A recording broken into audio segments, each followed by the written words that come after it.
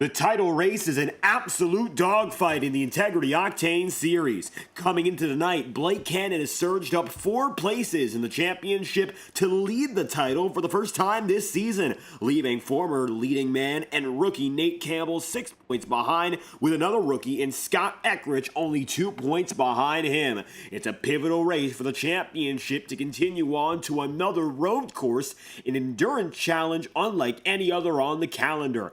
45 laps of racing in the Finger Lakes await, of course, the field.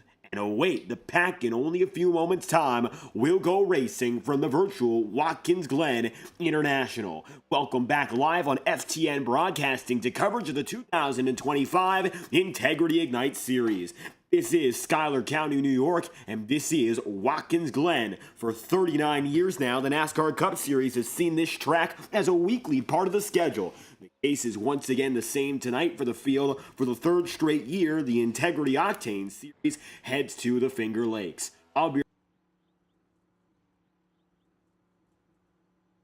As we begin tonight's racing festivities, I'll be your host. I'm David Kreutz, commentating and producing.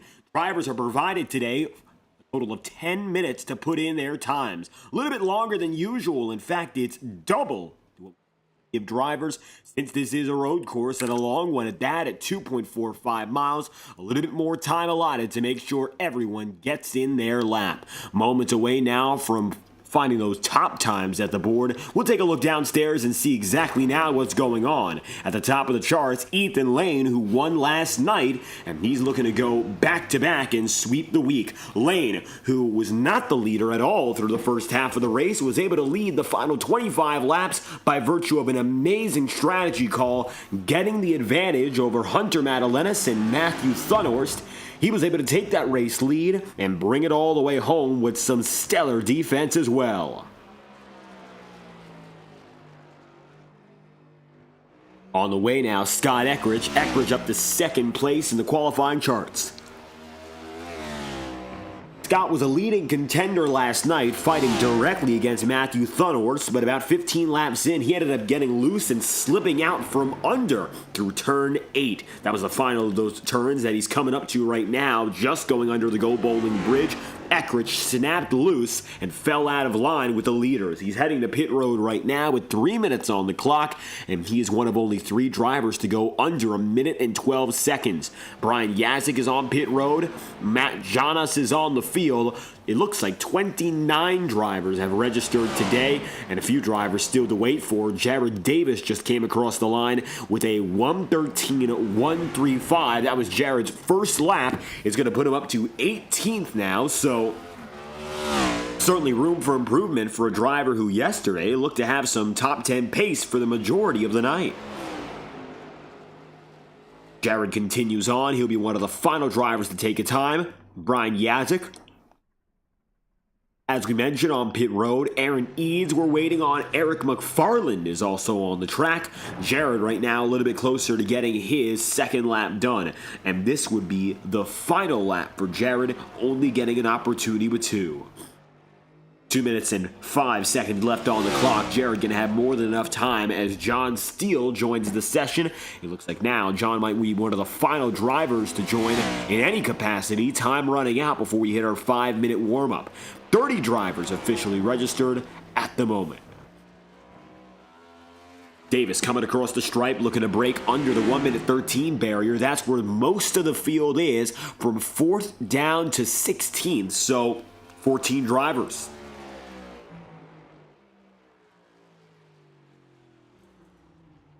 Jared puts in a 1:12.786. It'll be good for some improvements, but not enough for substantial gains. Matt Jonas going to go around and slide in 23rd right now. Matt is, and Eric McFarland is on the way to end his first lap. 1 minute and 15 seconds left on the clock for Eric. This will be his one and only.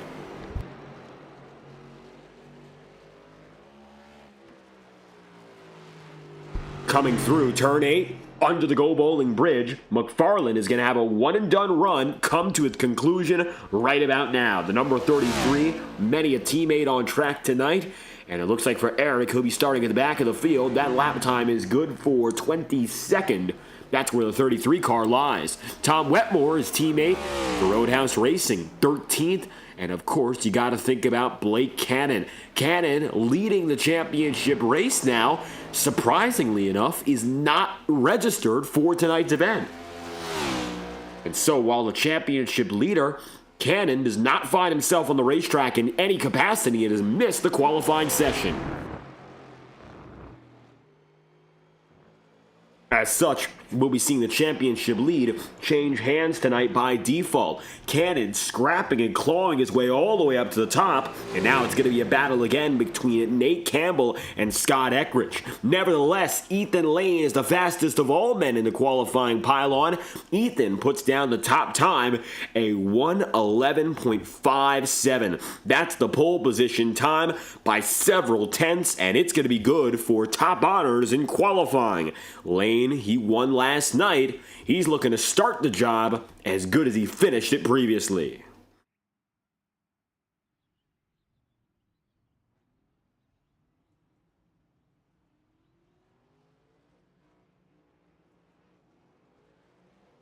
Five minutes left. Drivers heading to the circuit, while Lane has it. Zach Scrintinol among those who have gotten onto the circuit from pit road. Expecting one pit stop tonight that's going to come at about lap number 25 to 27. Going to be less than 50 laps on the day. We might see drivers stretch ever so slightly past the official halfway marker. And that would be at about lap 22, lap 23. Less time on the table than our 57-lap Grand Prix the night prior. Now that we go back to a more regular schedule in terms of pacing and lap distance, it's more traditional for the veterans and a little bit less of a long haul for those rookies.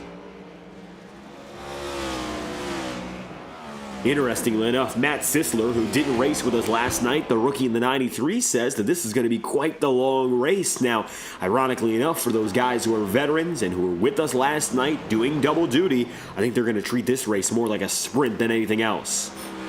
As Scrintinol comes through, qualifying, the lineup has been set for our second of two races this week in Watkins Glen. Let's get to know the field from top to bottom as Ethan Lane once again puts himself up to the top with the money lap. A 1:11.57 gives Ethan Lane the pole position over Scott Eckrich in second, a 1:11.83. Nicholas Ward puts in the final of the 3 times under a minute and 12. A reminder that last year Ward was able to drive up to the podium places but couldn't keep it there in the second half. He again will start very well tonight, third place. Ryan Beam goes P4 and Jacob Fife gets it up to 5th with Nolan Potter in 6th, Nick Tarbuck in 7th, and Don Stevenson P8. Ross Cato and John DeBarro end the top 10. Cody Smith and the number 45 of Nate Campbell is the final man in the top dozen. 13th place on the day, qualifying-wise, is going to be Tom Wetmore. For Roadhouse Racing, he'll be holding fort while his teammate in Cannon is not on the circuit. Woody Mahan in the 49 then goes 14th. Brad Patton is 15th with Jared Davis 16th, Matt Sisler 17th, and Kevin Bernheimer P18. And the top 20, Josh Gallagher in the 96, we saw him last night, and Zach Scrintinol in the number 20. Ironically enough, he'll be 20th place in that number 20 car. Bobby Keith in the 92 starts 21st. Eric McFarland begins the race today in 22nd, and Sean Kalist goes 23rd as Matt Janas is 24th. The final driver to take a time in this session is Eli Cars in the number 82. Cars puts down a 1:23.911 and will start today in the 25th spot with Sam Nieto 26th, Brian Yazik 27th, and Aaron Eads 28th. Your final two drivers on the field will be Eric Thornton, the number 99, and Randy Fiash in the number 54 for 30th place, riding shotgun. The field is ready to roll, and it's going to be a 30-driver pack. 15 filled rows of next-gen stock cars take on the Watkins Glen International Circuit. We are now just moments away from bringing the field to action. Ethan Lane collects the pole position, and he has his sights set on sweeping the weekend. Ethan has not yet gotten on the track for this warm-up, interestingly enough. There's a few others from last night that are now back on track. Don Stevenson was able to come through for a solid top 10 finish. Number 47 of Stevenson Well, to this point anyhow, he's proven he is a road course talent. Of course, maybe a little bit of a surprise talent. He might not be known as one of the best regarded guys in the Ignite Series, you'd say JTM, or maybe, for instance, you would say in the Octane Series side of things that you go for a driver like Ethan Lane or Blake Cannon. Don Stevenson, he does have a victory, of course, in the Octane Series at the road course level, the Charlotte Roval. It was his first ever win, and he did so in the clutch. Even then, that win, it wasn't a fluke per se, but the consistency that has followed has really kept him up in drivers' minds as one to look out for. He's going to qualify for the second straight night in 8th place. And it looks like right now he's really finding his niche at the upper mid-pack, and I would say more than upper mid-pack, in fact. He has himself closer to the head of the field. We'll see what he can do with that, though, as Ryan Bean sets the top time in final practice. His quick time is going to be in the 1:11 range, as he just recorded a 1:11.799 on the clock. Qualifying is over. Practice has concluded. Now the only thing that awaits is our main feature, 45 laps. Watkins Glen International, one of the well-esteemed road racing circuits across the country. And the upstate New York gem has been in action for stock car racing on and off for more than 6 decades. But consecutively speaking, you'd have to go back to 1986 when this circuit in its modern stage was given a shot. We're not using the previous Formula One track package, which used the extended boot. Instead, it is the 8-turn, 2.45-mile layout that the NASCAR Cup Series makes use of, including the bus stop, including the carousel, and not taking that final extension.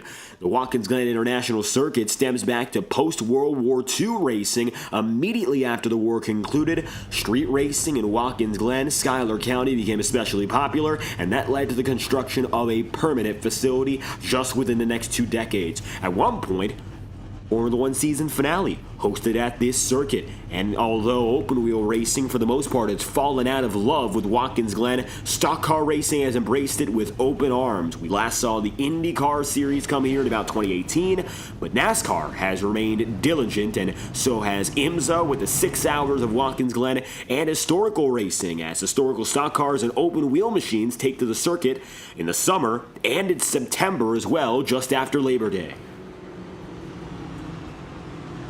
The Glen is a personal, of course, favorite for the channel, New York-based FTN Broadcasting, and so this is our home track. And for a few of these drivers, it is as well. But for Ethan Lane, it doesn't matter where he is across the country, he knows how to get it done. Last night was exemplary of just that. He didn't look to be the race winner or the race leader by any means through the opening 30 laps. It was all Matthew Thunhorst.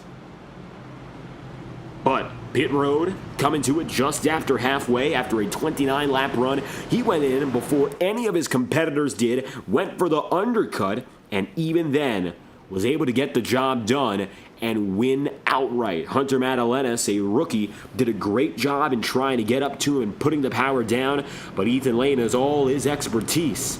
That's the advantage.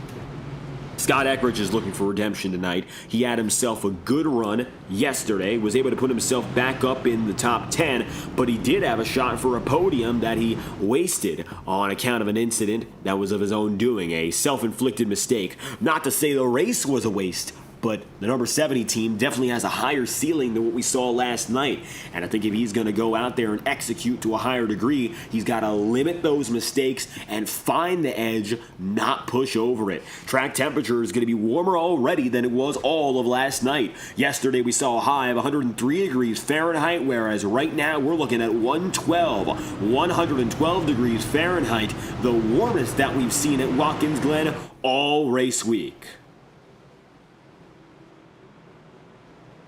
These next-gen stock cars, which are capable of significantly faster times, Lane in practice put down a 1:10.983. Speed and grip going in opposite directions is not really a good thing for the field, but we'll see what they can do. Lane got a taste of 57 laps of Watkins Glen last night, as did his front row mate in Scott Eckridge. Now, both of them are looking for a chance at further success. Barney the flagman waving it up high right beside the Go Bowling Bridge. Green flags out from Schuyler County, and as the field goes into the 90, they're 3 wide and wrecking behind. Tom Wetmore involved, Cody Smith as well, all the way down to the bottom of the circuit. They'll get away, but still trouble early. Wetmore in an immediate incident. No caution flies, here's the replay. Watch this. Wetmore shoving that number 18 to Smith. He pulls to the inside, Smith got loose, and then came back into him. As you can see here, it all came down to the first peel out.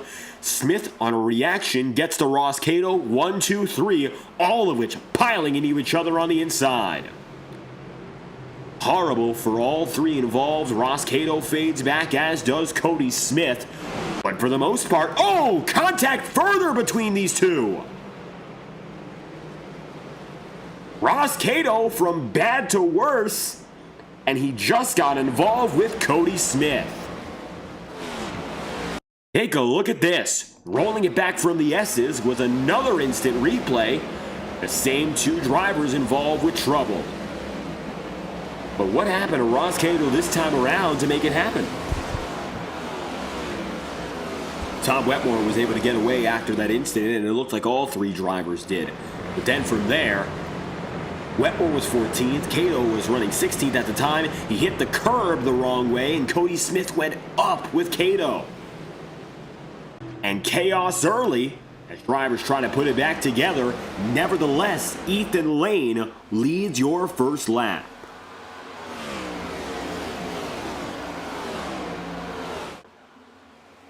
So Lane gets the advantage over the entirety of the field. It's going to be about a half a second back to Scott Eckridge. Further back, you'll also see Randy Fiash out of most people's minds. He's gotten himself to the back end of the field. Eli Carr's more the same, a slow run up the S's, and it looks like problems for the number 82 team. Watch what happens here as he has some issues going through the 90. Carr's very slow on the way in, and it looks like, as he makes it through, just significantly slower. Connection issues as well. Carr's is on the way. Sean Kalis right now in the 90 is dropped back as well. Cody Smith is now 23rd from 11th on the grid. He's dropped some of the most positions of anyone, but Ross Cato is now 9th to 29th. Minus 20 on the day, and it looks like there's nowhere further he can go. Ethan Lane leads to lap 3. Nicholas Ward stays 3rd, and now he's going to be working on defending against the man behind him in Ryan Bean.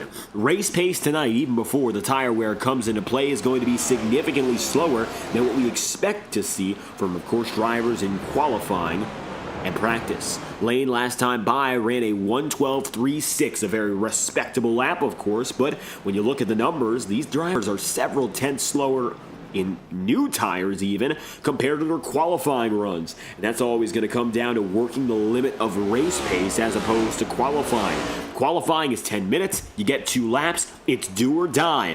Here you have 45 laps of racing, so not every lap is going to be as important to push to the limit. You have to find that balance, and I'll tell you what, Ethan Lane and Hunter Madalenis, I'd say they were right on the limit last night for the final 25 laps. Tire wear got the better of them eventually, but they still drove remarkably well given the circumstance. A head-to-head battle unlike anything we've seen. If Scott Eckridge wants to get another road course win, he would have to replicate that and get up to Ethan Lane. We're watching now as Jacob Fife goes back at it with Nick Tarbuck.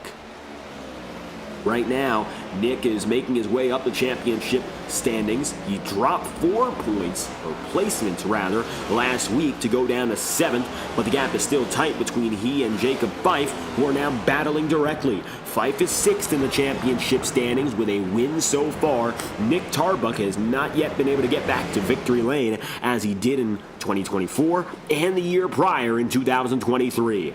Tonight might not be the easiest way to go about it, but staying inside the top 10 isn't a bad way to guarantee yourself opportunity if something happens ahead.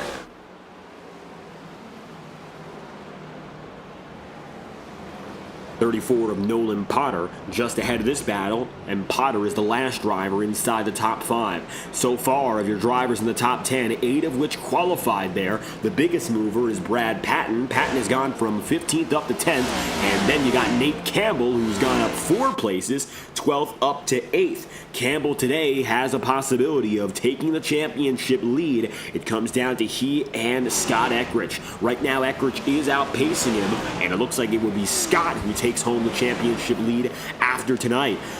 Interesting that Blake Cannon raced with us yesterday, got the championship lead in the Octane Series, and is not looking to defend that championship advantage. Although things have gone south for the number 44 team in the Ignite Series championship-wise, it looks like he is still on his A-game at the top of the board of the Tuesday night tour. But Nate Campbell has an opportunity to reclaim that throne if, of course, tonight he gets a little bit closer to Scott Eckrich.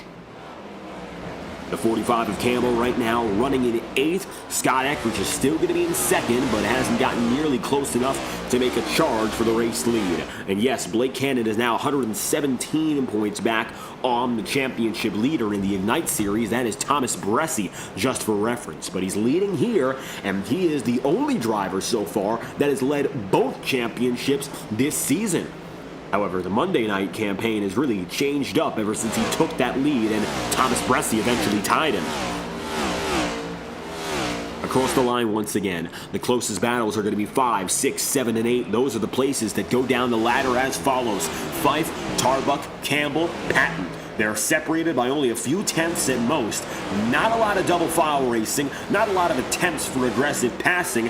Every driver right now just feeling out their own lane and committing to it. Eli Carr's on the outside. He is stalled. Watching what happens here as the 82 has stalled out.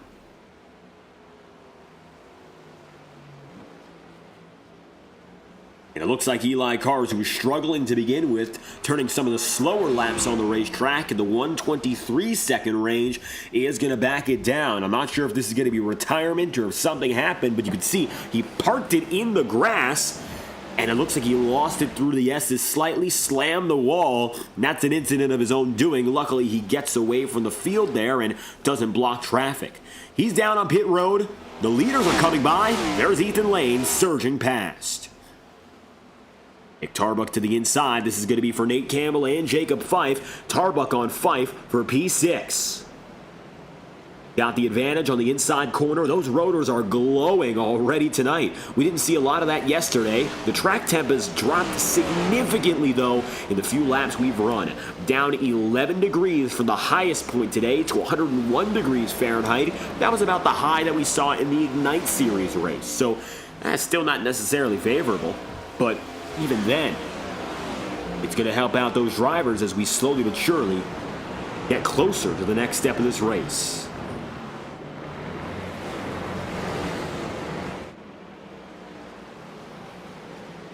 Number 7 of Brad Patton up to 9th now. He has gained 6th. The next biggest mover in the top 10 is now just ahead of him, Nate Campbell. Campbell has made up his 5th position, so a combined gain of 11 places for those two drivers. And that's a wonderful effort from the both of them so far. Very, very challenging by all accounts to make gains at the Watkins Glen circuit, especially as we have it. It's a fast track, momentum heavy, but track position, it is very heavy on as well. Every road course relies on getting a good start, and when everyone is so quick no matter what, the big difference becomes position rather than technique in many cases. Campbell has gotten away, but Brad Patton might be able to take his 7th spot now if he can only get by Jacob Fife. This is the battle now for the 8th position. P8 is Jacob Fife. P9 is, of course, Brad Patton.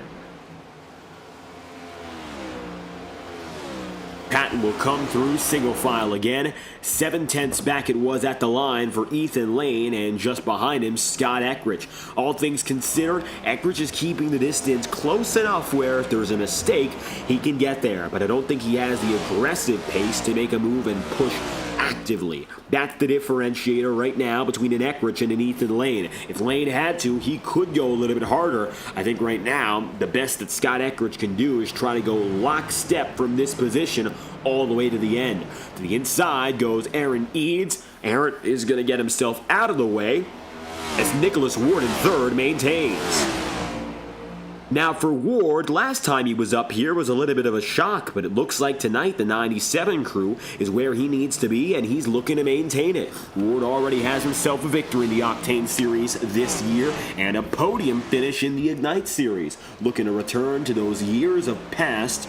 And of course, even his 2023 campaign being much better, but it took him so long to even get a podium. The big shock was that his first of the year, and his first in years, was a win. Tonight he's sitting in third place, comfortable place to be, and this might be indicative of future road racing performances. The Ignite Series doesn't have more race on the schedule of this type of caliber outside of Portland. The Octane Series is currently more of the same. Road courses are going to be very rare, although we have June 17th Sonoma and the Charlotte Roval on September 16th. The Octane Series has 2 more road courses left, and the Integrity Racing League as a whole has 3 road courses left. 1 on Monday, a Monday, shall we say, and 2 on Tuesday nights, and we'll keep you posted on when they are as the season progresses live on FTN. Across the line for the 97 of Ward, he stays third. 12th to 7th is Nate Campbell. Brad Patton is still 15th to 9th as Matt Sisler in the number 93 goes way wide, and we're going to look back at him as it looks like Matt now is going to fall outside the top 15. And take a look quickly at this. Matt Sisler, number 93 car. We're taking a look back on the lap, and you'll see how it developed. He was running at this point about 15th place, and maybe getting a little bit looser as the lap progressed, only to go around spinning. Track temperature continues to improve in the driver's favor relative to where we started, but it's back up to 109. The highest point today going to be that 112. Eli Cars goes sliding, and you can see Aaron Eads also missing the 88 bus stop, but it got tense. John Navarro, Tom Wetmore, Woody Mahan all together. It was 3 wide there for the 93, and Matt Sisler forced up to the highest point of it. This is the point at which the incident happens. One driver's got to give. Who's it going to be? By force, it looks to be Matt. He'll get turned, sliding, and synchronized spinning with Woody Mahan. So that's the replay. The 49 and 93 involved. They're both back on the way now, but Woody runs in 19th and Matt Sisler 17th. All the while, Tom Wetmore gets ahead and away to go P12. Tom Wetmore for 12th place by virtue of that incident. It looks like it's going to help him out more than anyone else. At the head of the field, regardless, it's going to be Ethan Lane here. Then you got Scott Eckrich, second place now, 2.5 the distance. This lead battle may be the least entertaining battle in the entire pack, and that's not to discredit your top drivers, but more to say they've been so consistent and precise, there's very little to talk about. What's happening right now has stayed the same way all throughout the race, and it most likely will for the rest of the night. The only big thing that could be done if you are Scott Eckrich here is try to go for an alternate strategy call and shift things up. I think that's going to be the fundamental part of succeeding from this point. Waiting, biding your time, and making sure pit stops are the most valuable thing you can use. To the inside, Ryan Bean on Nicholas Ward. This is the battle for the final podium position, and the 93 far out of this view. Instead, the 97 defends on the outside. Can't quite get there. Ryan Bean was close to clearing, but still, Nicholas Ward's got it made. Side by side, Ward to the inside. And it looks like with that momentum through the S's, Nicholas gets it out. Great driving there from the 97 car. That Chevrolet Camaro is now advantageous as he goes through the bus stop. For lap 12, Ward continues to defend. Although Ryan Bean's starting to show those signs that if he needs to make that pass, he absolutely can. Last time by, a 112.627 compared to a 6.97 for Nicholas Ward. They're only separate by 7/100ths of a second that lap. Both drivers have the pace to do it. Now the question becomes, which of them wants it more? Matt Jonas is going to disconnect in number 15, citing some early problems as Ward is shaky into 7. Past the Jackie Stewart grandstands and coming across the start-finish line. That, for Ryan Bean, could have been the move to make, but Ward puts it together quickly on a turn that is very hard to make a pass in. Nicholas Ward keeps on defending here. Watch further back, Don Stevenson with Jared Davis. Then you got Kevin Bernheimer, Zach Scrintinol. Tom Wetmore right now is right in the thick of things, and he's going to be side by side with Scrintinol, and now going up Brad Patton. To the inside on the number 20 car. Scrintinol locks and loads and can't get up to Tom. It's now going to be Kevin Bernheimer with it on John DeBarro. DeBarro in the DraftKings 61 leads this 5-car trail, and it might be the tightest pack that we see in the entire racing field. Patton is dropped outside the top 10 from a high of 9th. He is now only 2 spots up on where he began. That's going to be Brad for 13th. Kevin Bernheimer in the 28 is 12th, and John DeBarro is 11th. So this is the pack outside of the top 10, but only just outside of it. To the inside, Brad Patton gets it on the 28 of Bernheimer. See what happens now. Maybe Tom Wetmore is going to have a shot to get up to Kevin here. And yet make the pass. Furthermore, Matt Sisler, Cody Smith. To the inside goes the 93. That's the pass for 16th place. Matt makes it with ease. Take a look further up front again. Kevin Bernheimer to pit road very early, and that is going to be the quickest call of any driver. Kevin, the 28, opts low after 14 laps. Mind you, 29 still remain. It is technically still possible for Kevin Bernheimer to go all the way from that point based on the numbers we saw last night. Even then, it's a big risk, and I'm not sure if it's the one worth taking. 14 laps in out of 45, Ethan Lane is going to lead the way, and a second and a half back is going to be Scott Eckrich here. There's Cody Smith, there's Brian Yazik, and Woody Mahan. Mahan, of course, involved in that previous incident with Matt Sisler here, and he finds himself running 18th, getting a little closer, in fact, to number 93, so he might have a chance to battle again for a higher placement. For third place, it's still going to be locked tight. Take a look off the back end of the 97, and you'll see what Nicholas Ward is dealing with on a turn-by-turn basis.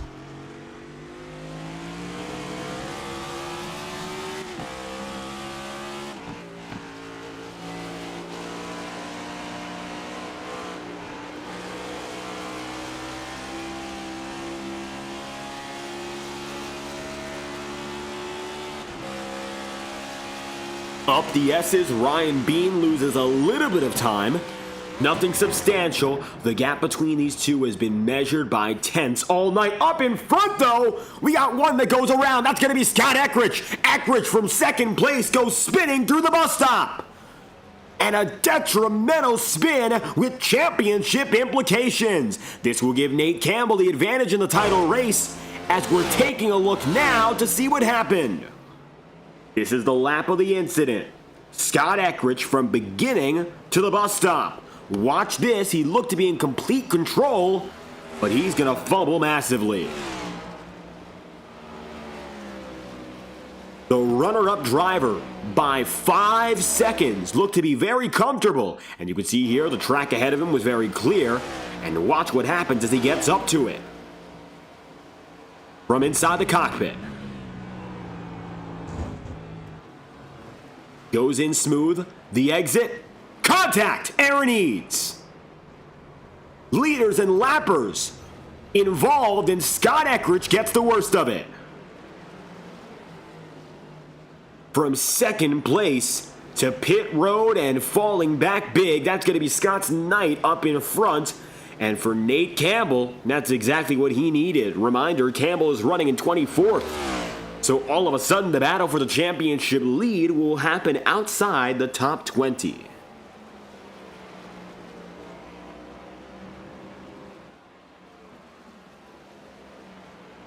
Interesting to see. Nate Campbell is going to be coming up on his title rival. He's only 1 spot ahead in 23rd here. Eckrich is going to fall back. Campbell, by default, will get the advantage as it looks like Scott had to tow up to pit road. Here comes Nate across the line. Kevin Bernheimer is still on the way. And now your top 2 drivers in points are going to be far outside championship contention in regular circumstances with a very bad position average of 23.5 between them. Blake Cannon gets his saving grace because both of them are now going to be so far off the par for the normal championship run. Average finish up in front in the top 10 is typical for our best drivers. A 20th place race and sub 20th is abnormal. And to see both of your leaders today fall out like that, horrible news, but it's going to help out for Sam Nieto. Nieto is now the biggest mover. He's made up a total of 19 places to go from 26th up to 7th.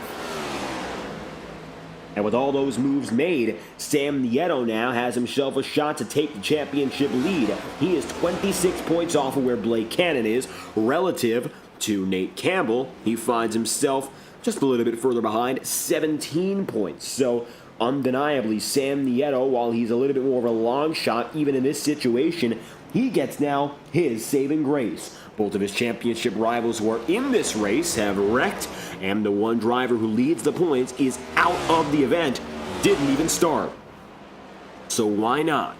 Sam Nieto now, who's in 7th, maybe with the top 5, has an opportunity to really tighten up that gap and make it a 4-way title race within about 15 points, this time slanted towards Sam's direction. 18 out of 45 coming to lap number 19 for many of these field. And it's going to be Ethan Lane still with full dominance on the day. He's led every lap and he has led every inch to this point. Coming up now on Nate Campbell. Nate's going to be far out of contention. Scott Eckridge has decided to retire the numbered 70 car. That's going to fall outside the top 25 by virtue of retirements. Randy Fiash would be next to pass him in the 54 here. Fiash coming up on Aaron Eads. And it looks like Randy will move past Scott Eckridge for the 24th place. Nate Campbell gets passed by Ethan Lane. He'll go one lap down. Lane across the line nearly 20 laps in, and he's led every one of which. Watching a little bit further behind, Zach Scrintinol and Tom Wetmore still right on each other. John DeBarro has also not escaped. DeBarro right now runs in P10. Wetmore is still 11th. Tom has made up 2 places. Zach Scrintinol has gone up 8. And right now, par for the course for John DeBarro. He qualified 10th, and that is where he lies. Tom Wetmore going to pit road this time by a little bit before the halfway point. Nevertheless, the 51 makes his strategy call, and this will be his strategy stop for the night.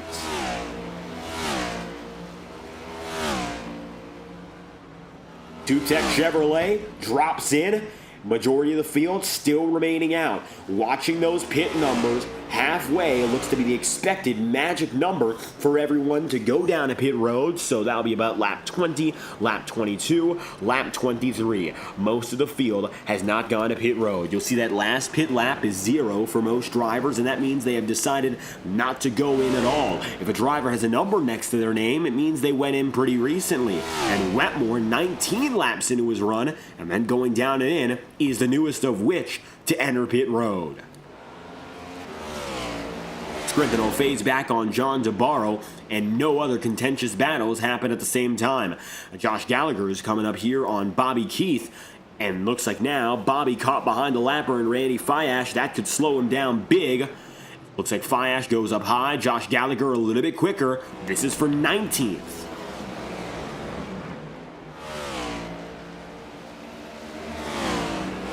Both drivers now going to try to work by the 92. Gallagher gets the advantage and pulls ahead, and these lap cars are going to serve well as defense for drivers in contentious position battles. Ethan Lane getting across the line this time through. He'll do it for lap number 21.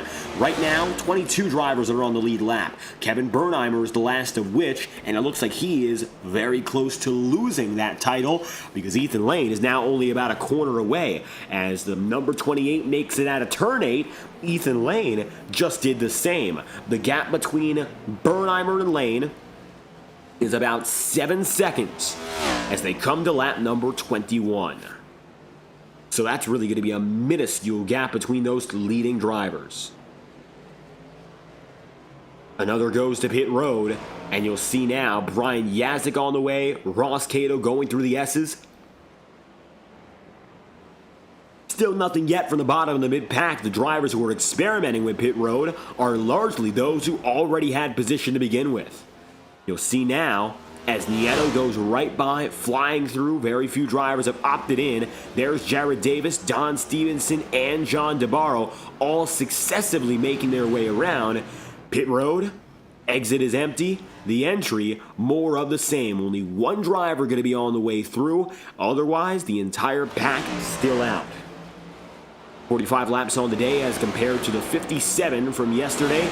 In essence, this works out to be more of a sprint race rather than the full-on Grand Prix Monday night drivers had to endure. Jared Davis, 16th up to 8, is up 8 places, so he's one of the biggest movers. In fact, the second biggest right now. Still, that top accolade goes to Sam Nieto, comfortably running 7th after starting in 26th.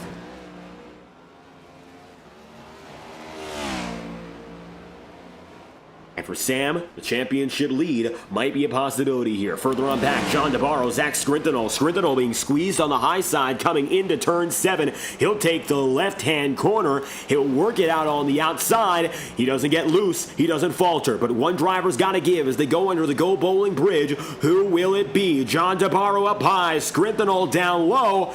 No dice. They'll be dead even going into 1. Toe-to-toe into the first corner. Scrintinol would have had the apex, but he chooses instead to let DeBarro go way wide. John DeBarro to the outside. Scrintinol with a conservative entry gets ahead. All he had to do was let DeBarro do the work for him. Wonderful there for the number 20. And that's going to help out significantly, but smoke is billowing, as you can see. One driver just getting out of the grass, and it looks like Sam Nieto still on the move. One of the lappers going down to pit road. Nevertheless, as the leaders keep it together, 22 laps in out of 45. Now Ethan Lane has entered lap number 23. Already the first half of this race has come and gone, and it has been all about Ethan Lane with 23 laps remaining. Next time by, we will have our eyes peeled on pit road and updating you with all the important information as we head toward our Crank It Up period. Brought to you by Whiplash SimCams, iRacing's best camera providers on the market. Any broadcaster can try out Whiplash SimCams content for completely free. That's right, if you'd like to learn what it's like to use iRacing broadcast cameras, visit their Discord server today to use free of charge camera samples. All car and track camera packs cost $5 a piece. No need for any licensing payments or any subscriptions. They're yours to keep. Visit Whiplash SimCams on their social medias to learn more. Thank you to Pitstop TV for providing support and, of course, helping out with FTN Broadcasting's camera work for 2025 and beyond. With 22 laps to go now, let's crank it up from Watkins Glen, halfway down, halfway to go in the Finger Lakes.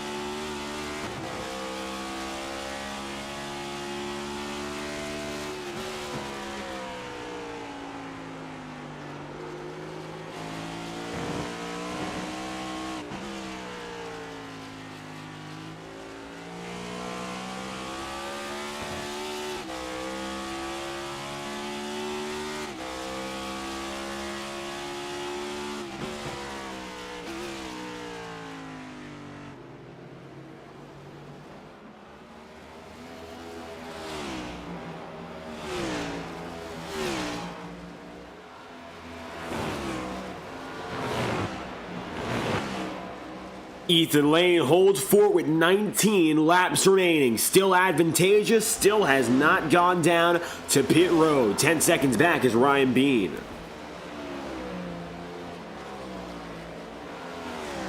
Nick Tarbuck is going to be 15 seconds behind.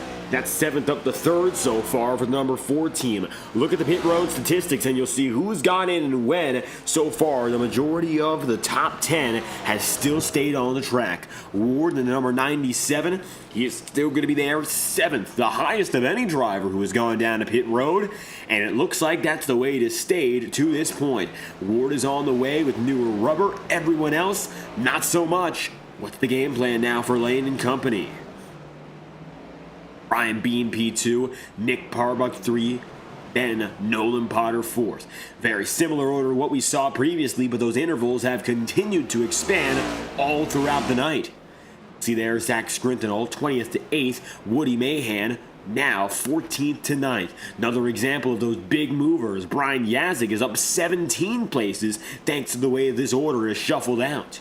Now, that might not be permanent, of course, as pit stops are still expected for each and every driver, but even then, 52 seconds back is going to be 16th to 11th for Jared Davis. 14 drivers on the lead lap, and the last of which is Tom Wetmore. You'll see here that Ethan Lane is only a few seconds away from changing that again. It goes to show the textbook dominance of this number 6 team. Last time by, he ran a 112.415, and he has not at all lost the pace. Again, he was only running about a half a tenth slower 28 laps ago. That's how consistent Ethan Lane has been. His times have been rapid all throughout. Just to keep in mind, the first lap he ran of this race at full pace was a 112.368. Last time by, he ran a 112.415. Throughout this entire race, he has not run a single lap under a minute and 13 seconds, or rather over it. Every lap has been quicker than 112. This was the slowest lap of the day he ran. That was a 112.933. So one of the slowest right there for the number 6 team would be one of the fastest for anyone else. Goes to show Ethan Lane's consistency keeping him up in front. Even if Ryan Beans maybe had some laps a little bit quicker, doesn't mean he can keep up on that long term. His best lap was 112.191, but he has been spotty, and he's run several 1 minute 13 second laps over the course of the last 5 and the last 10, of course. Those are laps that you can't have when you're going up against the driver who is right on the limit in Ethan Lane. And since Lane is so close to the absolute best way to go about it, well, I don't think you're going to see anything else or anyone else have a shot against this team.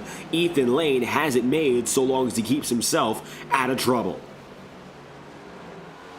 Gaps are widened out. 17 to go. Nicholas Ward now 7th, waiting to see when everyone else heads to pit road.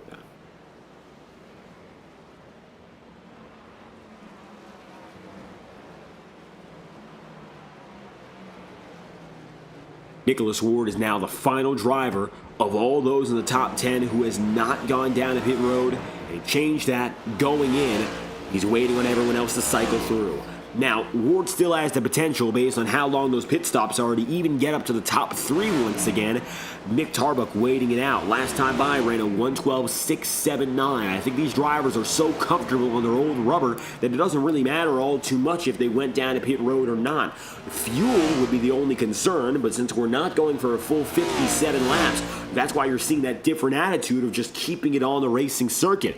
If we had a longer race, I think you'd already see someone like Ethan Lane come down and in. Ryan Bean, more of the same. These drivers now are hoping to prioritize their track position as opposed to making something happen by waiting it out. Going to pit road is out of the question. Not often the strategy we see working at a road course, though, and the last time we saw anyone do it in the Integrity Racing League, that, of course, was when we got the job done in Monza in the Ignite Series. That was Justin Morton who was able to take the race victory. Ryan Bean now, though, is going to take it to pit road with 16 laps remaining, and as he concedes, Ethan Lane does not do more of the same. 31 laps in out of 45 now, and it's going to be 15 laps to go for Lane. He chooses to stay on the racetrack. That's the Aflac number 6.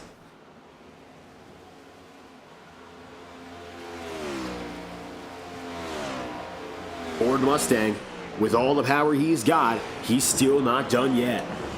Going through the bus stop, last time by 1:13.111. That was the first lap in the entire race that he ran that was slower than a minute and 12 seconds in that bracket. Unbelievable consistency, and I think that he's only losing pace thanks to the fact that he's dealing with lap traffic, and he still actively has to navigate around them.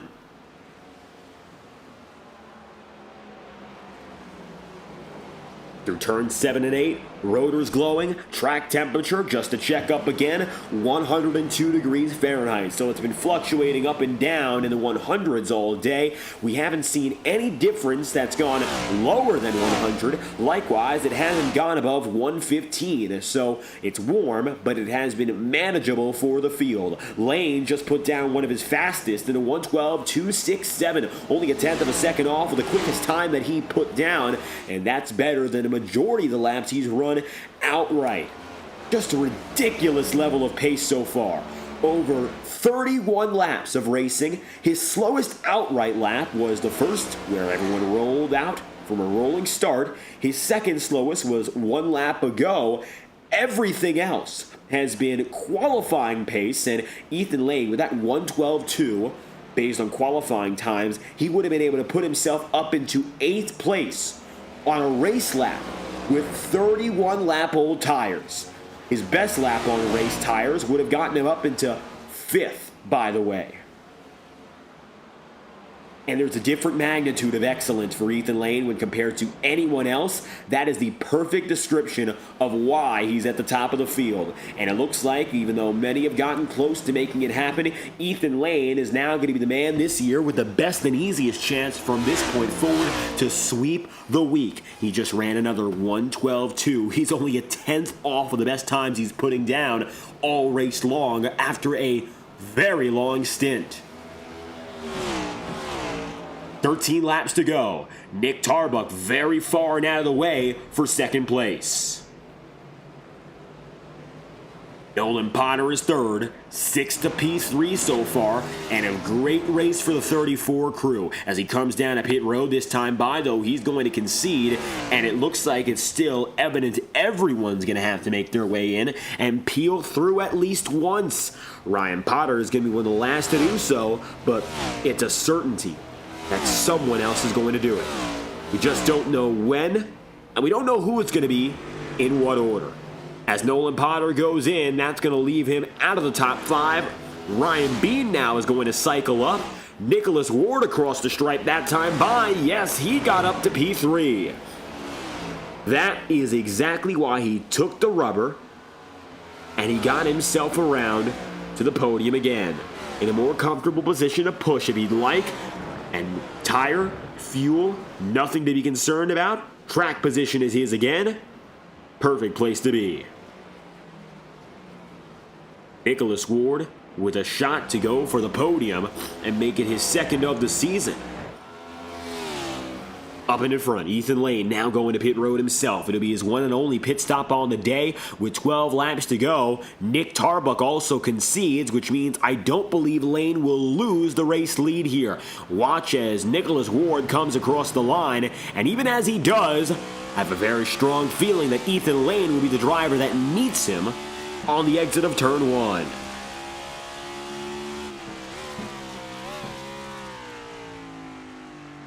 Ward is coming through. Looking behind him now.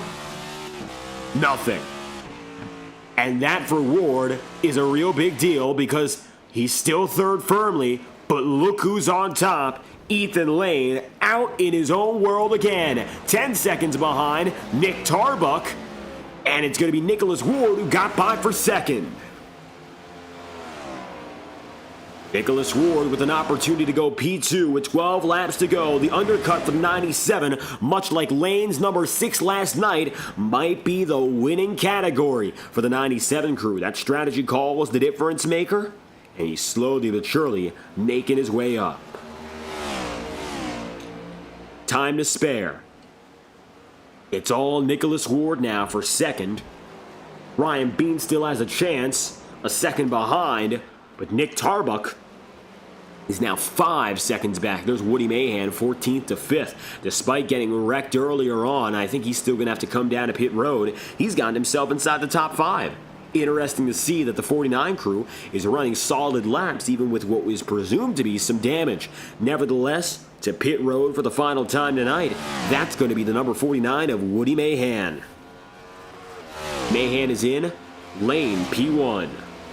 11 laps to go, coming to only 10 laps remaining, and a remarkable night is set to come to a close and put the cap on an amazing week for the 6 team. He just has to hang on. He's 11 seconds up with 11 laps remaining. That's a very hard deficit to grasp for any driver. Don Stevenson getting a little bit closer now to Zach Scrintinol. Overall, almost every gap is separated by several seconds. 1, 2, 3, you'll have Yazik. You'll have Sisler. You'll have Bernheimer right there. John DeBarro is going to be now about a minute plus back. There's Ross Cato. There is Eric McFarland. The 33 is going to drop down and in. Woody Mahan, 14th to 7th. He's going to now have himself P7 after a run down to pit road, according to timing and scoring. Now this time by, he'll be cycled to 13th, so we see what he can do as he catches up quickly to Don Stevenson and tries to go back for the fight in the top 10. That might just be the ceiling for the Mahan car tonight. Jared Davis in 10th, based on how he cycled out.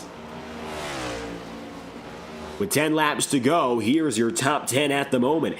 Ethan Lane, the number 6 team, leads Nicholas Ward in P2, Ryan Bean in 3rd, 4th in Nick Tarbuck, and 5th in Nolan Potter. Potter goes around the outside there on Jacob Fife, but can't get the job done. Fife instead will take the 5th position, and that moves him up into the top 5 yet again. Jacob had a very great, of course, start for his road course racing standards, beginning today in P5. He surges on the outside to go across on Eli Cars and Randy Fiash, and for Jacob, while he's been a shocker and a positive one at that at the intermediate circuits, it looks like this might be one of his more under-the-radar races that, again, produces a great result. 5th place, Jacob Fife. Currently, he is 6th in the championship standings with a real opportunity to make it into the top 5, and a race like this could solidify that. Again, Blake Cannon came into the day as the championship leader, did not race. Then you had Scott Eckrich and Nate Campbell as 2nd and 3rd. They'll be finishing about 22nd and 28th respectively. Sam Nieto has a chance to gain the most, as he's going to finish in the top 10 if he can just keep his car in one piece. The importance of just staying out of trouble and making those final moments matter. Ethan Lane right now, he knows that well. And a week like this is going to be such a momentum booster for this number 6 team. It's going to be quite unreal. I think from this point onward, you're going to see the Ethan Lane from 2024 all over again. Right now, he is 5th in the championship standings, but this victory also is going to give him some major gains. Might put him up to as high as 2nd place in the championship picture. He comes in 27 points out. And for Lane, this jump will be gargantuan. He's ahead of Nieto. He's firmly ahead of both Eckrich and Campbell. And of course, Blake Cannon is not racing. Ethan Lane was not able to clinch the Integrity OCTANE Series championship last season, although he won the most races in 1 year in series history. With that being said, this year could be redemption. He backed out to compete in the NASCAR Contender Series. He is a reserve driver in the NASCAR Coca-Cola iRacing Series, but until the call comes, he is out here fighting for the title. He got 14 wins last season. He came through with 1 in 2023, and so far in 2025, he's already got himself 4 wins. This, for Ethan Lane, would be his 20th Octane Series win. His 20th in only a full season and a half of contention. He ran about 27 late races last season. He ran 3 in 2023. He has run now 12 in 2025. So in total, in just about 45 starts, Ethan Lane is going to go for nearly 50% win rate and collect his 20th career win if he just keeps his head on him tonight for 7 more laps. And history will be made. And this ascension up to 20 wins is going to take a long time to match in the Integrity OCTANE Series because the championship contention level, the competition has just gotten so much better from where we were to begin with. And that's not to discredit the 2023 field, but the additions that we've had ever since then, they're remarkable talents. And we still have those veterans who are doing a great job, but Ethan Lane has proven already he is a cut above. He is tied for the most wins on the season with Scott Eckrich, and it's going to be a tiebreaker by all accounts tonight. With how it's going, 15 seconds up, he just has to stay on the racetrack in control. Don Stevenson side by side with Woody Mayhem. This will be for 12th.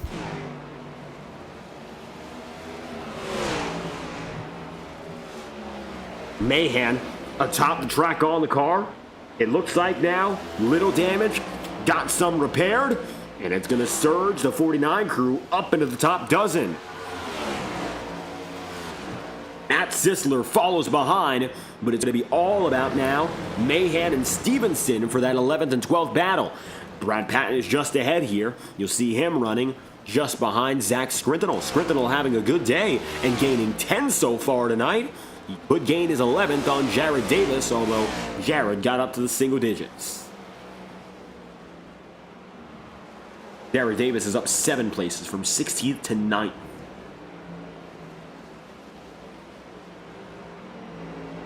Coming now to 5 laps remaining for the entire field. Ethan Lane is making his way through the final segment. He's going to have that left-hander, the number 6, going through the Aflac Ford Mustang in the place to be here. Philip Roach, Cody Smith. Smith involved in that lap 1 trouble with Ross Cato. Cato is still 19th here, despite all the issues. And it looks like he's continued on, and while not on the lead lap any longer, salvaging as many points as he can on what I think will still be a disappointing race for this number 12 crew. 9th to 19th definitely had the potential to go further, but the 14th place man of the championship will still salvage a position, at least in the championship, on Paul Mikolajczyk. Either way, though, his immediate competition has outdone him today, so Cato might see himself fall outside the top 15, even if he gets 1 position off from Paul Mikolajczyk. He still has to account for drivers including, but not limited to in this case, Ryan Bean, Jared Davis, and John DeBarro, and an increasingly better performance from Matt Sisler, who's still fighting. 5 to go here. Coming to 4 laps remaining.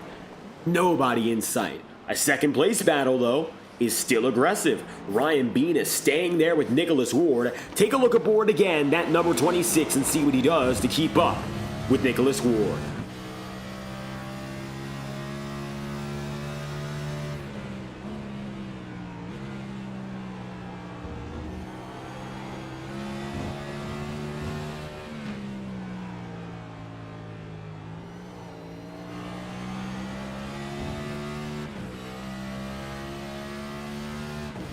Ryan Bean in the opening 25-plus lap stint was able to get around on Nicholas Ward.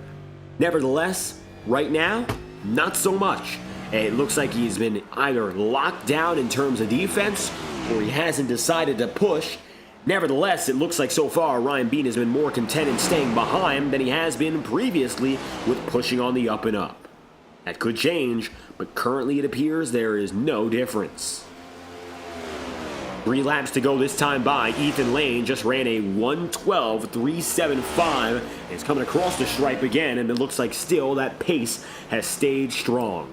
He only ran, based on the numbers anyhow, 1 lap slower than 1 minute and 12 seconds in that bracket anyway. That wasn't affected by the immediate start or the run to pit road. He's been on autopilot tonight. I don't know if there's anything more left in this car any longer after running 40-plus laps. But even still, it looks like he just came off the showroom floor and he just got on the track for the first time for practice.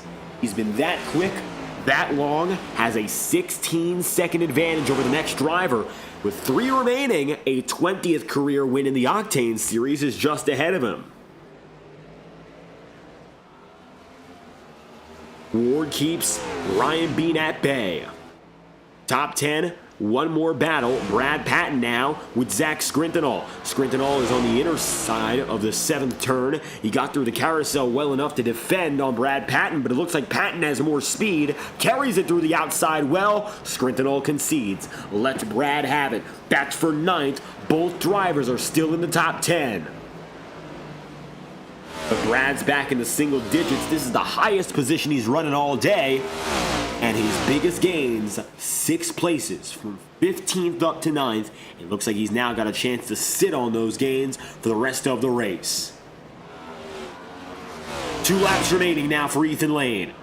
And what more can we say about a race that was even better than the night previous? Lane was able to lead the second half of the race, of course, last night, but he wasn't able to lead the first portion. Matthew Thunhorst got the most on the day by virtue of leading 30 plus, but it looks like instead for Ethan Lane, he's got a chance to go and make it happen for a clean sweep in leading every lap, being the fastest driver in every session, throwing down the fastest lap as well, and of course the pole to victory. This could be the Grand Slam of Grand Slam wins for the number 6 of Lane. He just needs to come across for one more lap. He has 17 seconds in his back pocket. Nicholas Ward only has about a half second compared to Ryan Bean, though.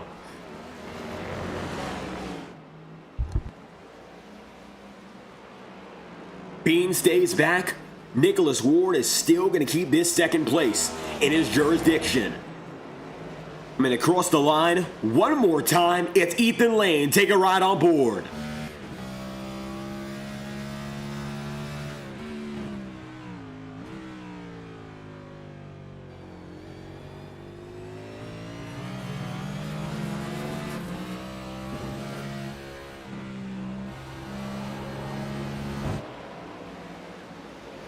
Coming into tonight's race, 3 drivers were spread by only 8 points in the championship.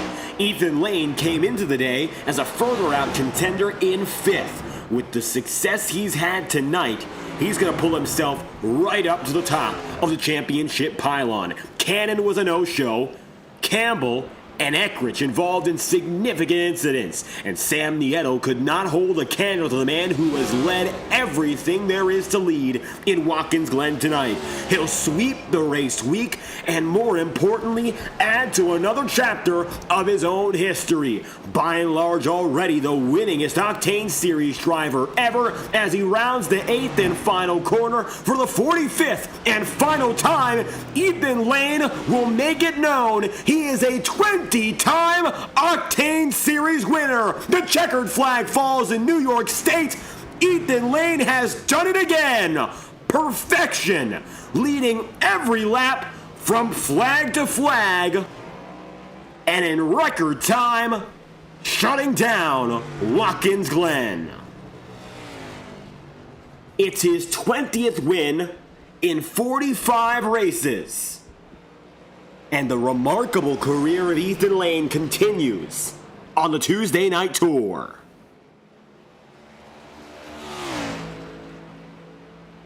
Lane wins over Ward with another remarkable podium, and Ryan Bean takes 3rd.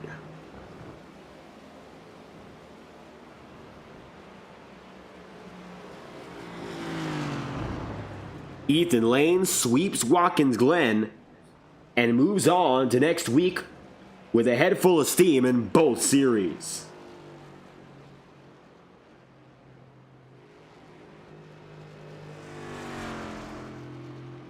At the top of his game, Ethan Lane has proven again there's no one close.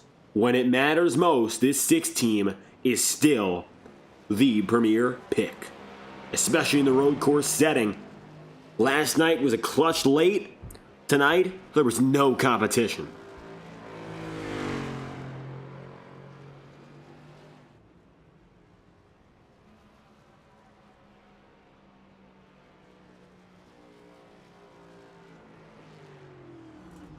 Now to burn it down for the second straight night, it's Ethan Lane.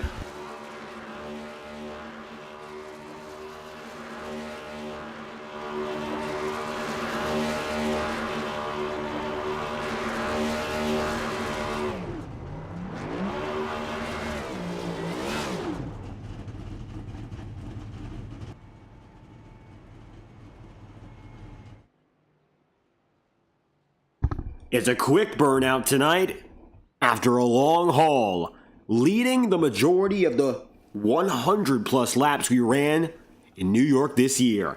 Ethan Lane with his second consecutive victory on the week, and he's right up there in championship contention with career victory number 20 in the Octane Series. Ethan Lane wins over Nicholas Ward and Ryan Bean for third, with Nick Tarbuck fourth, Jacob Fife fifth, sixth in Nolan Potter, and seventh in Sam Nieto. Eighth place then goes to Tom Wetmore, with ninth being Brad Patton and Zach Scrintinel concluding the top 10.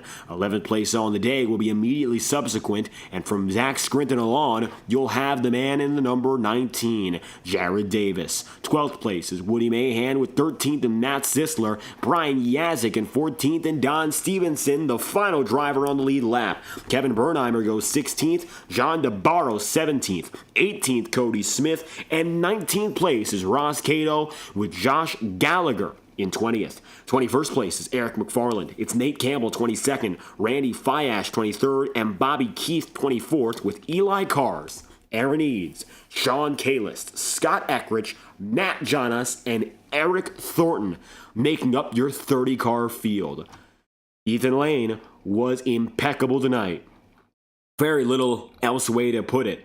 The statistics have shown and spoken for themselves to this point, and tonight, if yesterday wasn't proof, there's really no one else who can be matched at Watkins Glen other than the number 6. With his 20th career Octane Series victory, the most of any other driver, Ethan Lane goes flag to flag with no contention in between. Tonight was all about smooth sailing and keeping that 6 car on autopilot. You did a fantastic job of that, Ethan, and you come away on top for the 5th time already this season in the Octane Series. Yeah, no, it was good. I knew if I was able to qualify out front and get the pole, we just had to be smooth and maintain. I went back and looked what happened to Scott. That's unfortunate for him, but yeah, no, it was a good race. Sweating as much as I was last night. Tonight was a lot different from how it played out in our 57-lap race in the Ignite Series, though. It came down just to running at your own pace, Ethan. It looked like nobody could really keep up with it, but you were remarkably consistent, running within about a half second from where you started to where you finished. Yeah, no, that's kind of the problem with this tire model that we have, at least for the Gen 7 car and road courses. There's absolutely no need to pit for tires. We ran our fastest lap on lap 37, I believe it was, but yeah, no, we just kept finding more and more grip as the race went on. So I was like, all right, let's have fun with it and just absolutely sent it. And yeah, no, it was fun. Glad we finally got the sweep this season. It's taken a while, but glad it finally happened at a road course. And a wonderful way to put it through, of course, first sweep of the week for any driver to this point now. And you mentioned tires didn't seem to wear in the slightest, so was there any particular challenge or strategy today, or did it just come as it went? No, it was pull out as big a gap as possible, pit as late as possible, especially after Scott got involved in that incident. I wanted to lead flag to flag tonight and just show that we will be another champion, or will be a championship contender once again.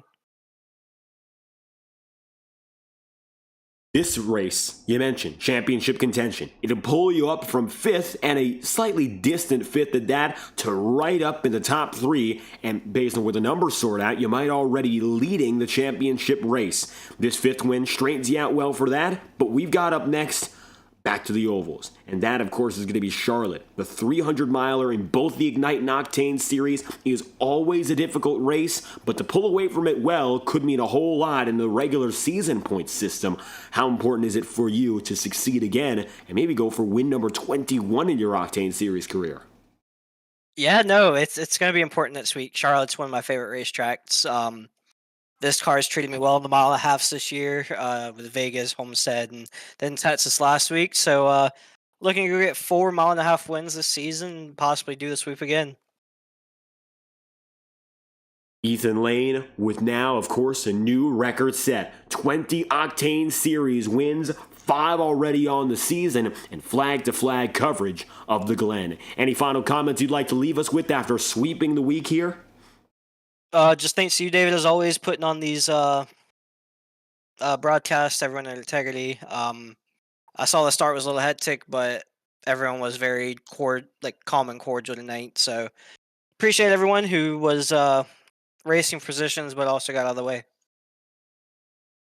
Ethan Lane, checkered flag, pole position, leading every lap, and a victory here in New York. Thank you again for your time. Thank you. While the entire field was distant, Nicholas Ward had to work for every lap he had and every position that he kept. Tonight, the 97 crew comes away with another podium on the season, his second so far on the calendar, and keeps the good times rolling as he finishes in second today. A hard, hotly contested position, of course, but you qualified on the podium and you keep yourself there until the bitter end. Second best finish on the season, and it's a second place run. Great to see you back in this top 3 position, Nicholas. How does it feel? Yeah, it feels pretty good. Definitely one of the more exhausting races of the season so far. Ryan put up a heck of a fight. I mean, it felt like the whole time I was just trying to do everything I could to stay in front of him without making contact with between the two of us. It was a great night. Second place, one of my favorite tracks we go to. Obviously, everybody would have loved to have gotten the win, but Ethan's just lights out. And there was no keeping up with that. So good race. Good race tonight, though. And previously, we've seen you've had strength in terms of that immediate pace at Watkins Glen in years past. But tonight looked to be a little bit different in that you kept the pace up and the heat on until the very end, even to get past and back ahead of Ryan Bean, and that's what you needed for second place. Was there any change in your approach to this track when compared to previous races here?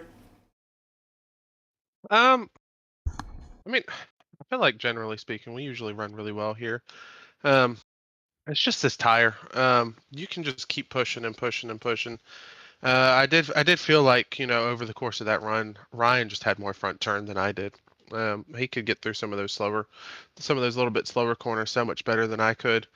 But really, it was just try and get it as deep into the braking zone as you could. Try and get every little inch of pace out of that thing. And yeah, I mean the strategy on the pit, I was a little surprised at. I thought everybody was going to kind of split it down the middle, and I was scared that was going to definitely cost us a second or even cost us a podium. But luckily we didn't get held up in traffic. So I think that pitting early actually ended up helping us because we were able to come out in front of Ryan a good bit farther ahead than what we were. So I think that helped, and then just being able to be confident in what the car was going to be able to do. Now it appears this season, of course, already having a victory and versatility improving as well. This 97 crew has continued that up and up racing, and now, of course, the goal might be to get closer to the top 10 of the championship standings with our final race before our May break. It's the longest on the calendar for any intermediate, 300 miles, and of course, that's going to come in at 200 laps from the Charlotte Motor Speedway. Is there any change to your approach now with some more momentum behind your back here? I mean, I think the idea is just keep going.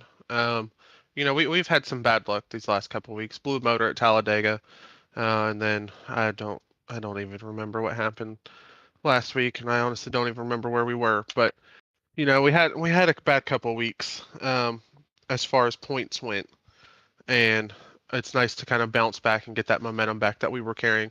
We've had a really good. I've had a really good season with this Epic Universe Chevrolet car.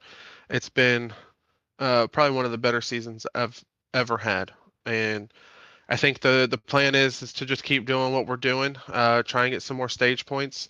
I think Ethan and Scott are going to be hard to beat as always, but I think if we play our cards right, we should definitely be up there in the top 5. and maybe even be able to have something for them. One race to go to end the spring stretch here and bring it on to the warmest month. And Nicholas Ward, you put the heat on tonight. Any final comments you'd like to leave us with? The floor is yours. Yeah, I just want to thank you for the broadcast. Always awesome broadcast to watch with you, David. Thank Integrity, Jacob, all the admins for putting this show on. And then Next Level Racing and Sim Motion for all the sponsorship that they provide for the league. That Sim Next Level Racing haptic pad that we won in the team championships, pretty awesome. Definitely seemed to help out tonight. So just shout out to all those guys and shout out to the league for being able to get that sponsorship and be able to do the things that they're doing. Second place on the day, best career road course run for Nicholas Ward and the 97 team in the Octane Series. Thank you again for your time.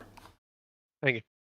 With Nicholas Ward on the way, unfortunately, we will not get a word from Ryan Bean. A microphone malfunction means your third-place finisher will not be able to talk to us. Nevertheless, a great day for Ryan. He goes from fourth in qualifying up to third in the race, and he kept the pressure on Ward all the way until the checkered flag. These two drivers were jockeying for position all race long. Bean had the better of him through the first half, but the second half is where that 97 got through with the edge. Nevertheless, the night has concluded from Watkins Glen, and so has the racing week. We move on to another doubleheader week. It is one of our final of the season and one of our most important ones at the Charlotte Motor Speedway. Twin 300s on next Monday and Tuesday night, respectively. Some of the longest races on the season, but some of the most exciting and captivating as well at the Charlotte Motor Speedway. 400 racing laps across both series, and coming into both, Ethan Lane will be your defending winner as he gets victory for the 5th time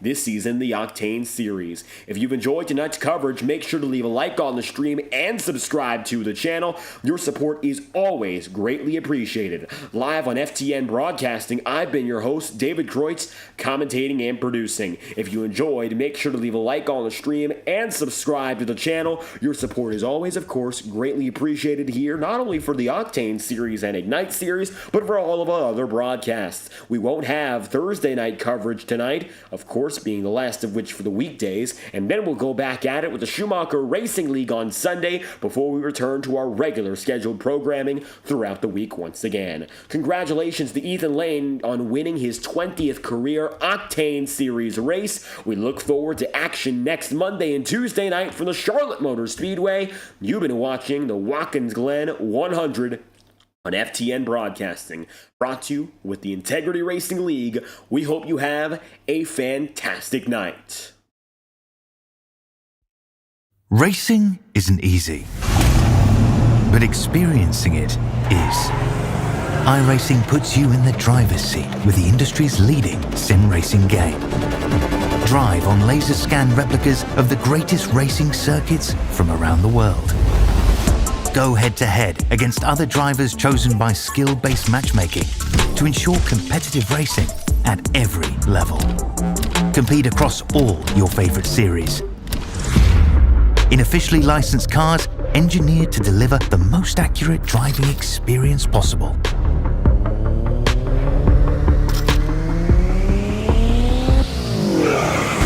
Join a race or host your own with players from across the globe. Race against the computer or in a league with friends. Feel the thrill behind the wheel. Visit iRacing.com.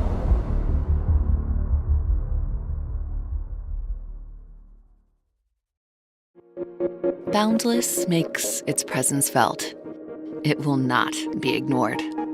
We're helping turn ideas into reality with a wealth of building products that take every architectural style to the next level. This is what it's like to imagine, build, and transform anything we want into exactly what we seek. This is what it means to be boundless.